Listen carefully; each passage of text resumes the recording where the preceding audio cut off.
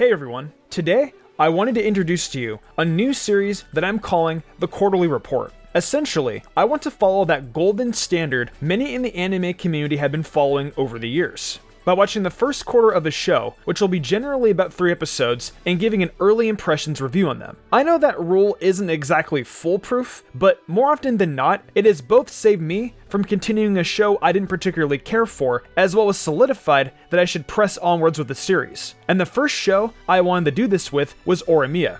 I felt this was an absolutely special show to kick things off with, as it has received widespread acclaim, breaking the MAL record for biggest rom-com debut, with a solid scoring to back it up. Another thing that makes this show special for me to watch and give you all a quick report of is the fact that it's not something I usually go over on this channel. As much as I love shonen shows, I'm still a fan of many other genres of anime, and HoriMiya really presented me an opportunity to break out of my shell and try out some new content here. So without further ado, I think we can hop into the video. Starting with the first episode, like any good series, we are introduced to our main cast of characters. We see their sensei giving a seemingly heartwarming speech about the class needing to enjoy their youth while they still can, only for it to go to the classic anime route of him insidiously trying to hang out with a bunch of high school girls. As it turns out, our female protagonist, Ori, was less than impressed by this, as he pulled a similarly creepy stunt earlier that morning, proclaiming to not be discouraged about having a flat chest, as he loved them. Charming. This is followed by Ori's friend asking if she could give a guy from another school her number, which he declines since he didn't have the guts to ask her himself, much to Yashikawa's recurrent dismay. The friend group then tries to get Ori to come to karaoke with them, which she also declines. Now, I'm not trying to make this review a play-by-play of every event, but I felt it important to note these, as it really shows Ori to be a very reserved girl. Then comes the moment to meet our second protagonist, Miyamura. As Ori drops her phone, Miyamura gently returns it to her before heading out. The friend group gossips about him as he leaves, painting him out to be a gloomy, creepy otaku. However, they really don't have any idea since he's also a reserved character. Ori leaves in a hurry to get home, where we find out she needs to take care of many household chores, including getting her little brother from school. As she passes the karaoke bar her friends invited her to, you can see a bit of wonderance in her expression before immediately giving her attention back to her brother and the responsibilities of her home life. Just then, a piercing-clad character with gentle eyes passes by her and takes a look back. Cue the absolute banger of an opening. Now, the opening does actually feel like it has a bit more drama to it compared to how the rest of this episode plays out, as it is definitely a bit more lighthearted. We discover that the reason Ori takes on all these extra responsibilities is due to her mother's work, which definitely seems like it is often her working overtime and on the days she should have off, which is unfortunate as clearly her daughter is needing to make social sacrifices because of this. Moving on, we have the major event of the episode, her brother falling down, hurting himself, and needing the pierced passer to bring him home. Naturally, Ori wants to thank this stranger, but as it turns out, this man is no stranger. He is, as expected, the other protagonist of the series, Miyamura. Naturally, she is shook, as her perception of him is a quiet, gloomy secret otaku, when in reality, he's a below-average student that pierces his own ears, has tattoos, and helps his family run a cake shop. Also reaffirms that he is, in fact, not an otaku. He is the modern-day Clark Kent. Miyamura shared the sentiment of surprise, as he didn't expect his classmate to be such an at-home busybody. And that's basically the theme of this episode, and maybe even this series. People aren't always who you expect them to be. This definitely intrigues Ori, as she bashfully asks him to come over again at school, but in a classic tsundere kind of way. It's not like I really want you to come over, my little brother just really wants to play with you. Yeah, sure thing.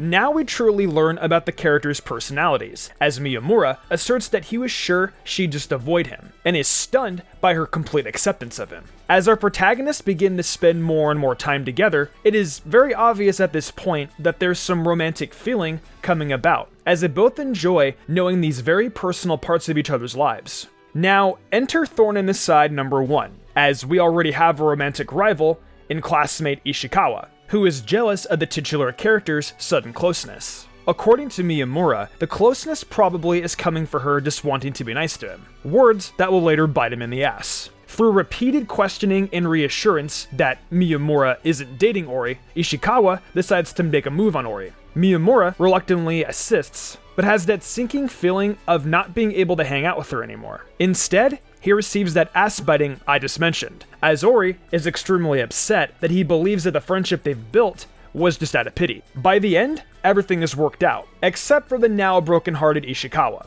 End of episode.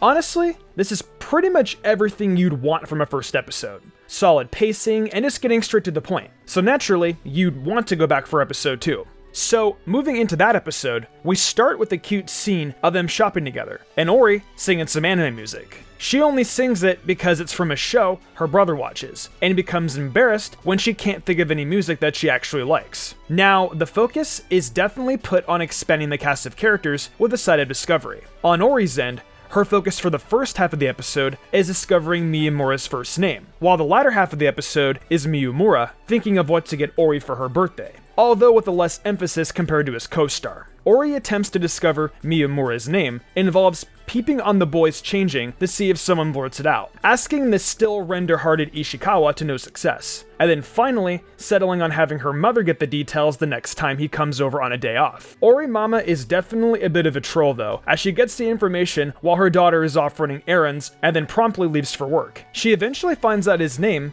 being Izumi, and everyone has a good laugh at her antics. It is significant though, as first name basis are a big deal when it comes to interpersonal relationships in Japan, so this definitely signifies the growth of their relationship only an episode and a half in. We also have the introduction of the student council, with focus on 2 characters in particular. The student council president Sengoku, who we come to find out is Ori's childhood punching bag, and Ayasaki, the ditzy supposed girlfriend of Sengoku, and this week's point of contention. Ori's social life continues to be burdened by the responsibilities she takes on, but this time by helping the student council out. It's obviously too much for her, but she takes it on regardless, more than likely because of the whole childhood punching bag thing. Cue drama. Ditzy Ayasaki drops work that Ori completed. Miyamura grabs it, student council bullies Ori, Miyamura saves the day with a not-so-righteous headbutt. Now, moving on to Miyamura's 5-minute plot. He plays ping pong with Ishikawa while trying to figure out a present for Ori. Meanwhile, the Ori siblings' new conflict is their sadness at the thought of Miyamura not coming around in the future, which is interesting why that would be a fear, but I guess we'll just have to find out to see about that in future episodes. Fast forward to her birthday, and Miyamura comes through with the perfect gift. That's what I call Music 76. She loves the gift, while also love the idea of the gift. It's the fact that Miyamura really pays attention to Ori and thinks about the things that seemingly bother her. We get our nice romantic cherry blossom trope with a bit of sadness behind it, as it will soon enter their final year of high school. Interesting to point out that the light that is cast on Ori has a very warm look to it, while the shot of Miyamura in the same light has a more depressing shade to it. If the opening is anything to go by, clearly Miyamura is the one in this series with the real troubled past, which will probably ramp up as the series moves forward. Overall, this episode was fantastic and nicely built off of the last one. Now we can move into the last episode of this sort of mini review. Yeah, that troubled past is starting to rear its ugly head right at the start. Miyamura's lack of self-confidence in the first 2 episodes came from a childhood of ostracization and name-calling, clearly sparking that rebellious ear-piercing and skin-inking phase. However, Miyamura begins to shed this isolation, starting with Ori approaching him in a flashback, actually treating like a normal person. Miyamura's personal arc is conquered in this episode as he continues to doubt himself and the bonds he's formed with his classmates. But he receives excellent reassurance throughout the episode, from the group pushing their desks together with his to work. And Ishikawa's speech, despite his flaws, the people in his life actually do like and care for him. Through tears, Miyamura wishes that he could have told his younger self that everything would eventually be okay. Onwards, Ori is confronted with her feelings about Miyamura by none other than last episode's troublemaker, Ayasaki. She seemingly has taken an interest in Miyamura and takes a more devilish approach to scoping out Ori's feelings. Pushed into a corner, Ori declares that Miyamura belongs to her, and that she'd never let Ayasaki have him. Oh yeah, really getting into the juicy stuff now. We get more cute interactions with the OTP. Miyamura hating scary films, but watching them with Ori anyways. Flashback to hand comparing in class and how it makes your heart skip a beat. Well, of course, Ori's gotta try that with Miyamura. And accidental confession followed by an embarrassing backtrack. Now, one thing to point out here is that Japanese is a very contextual language. Once Ori started talking about how she meant his hands, and Miyamura returned the compliment back, that should have been the end of it. For the audience, we can definitely assume that last "I love you" was directly for Ori. But since the conversation hadn't shifted from the talk of hands, Ori assured he was still talking about that. It was definitely confusing, as it seemed they had just straight up confessed to each other. But nope, just talking about hands.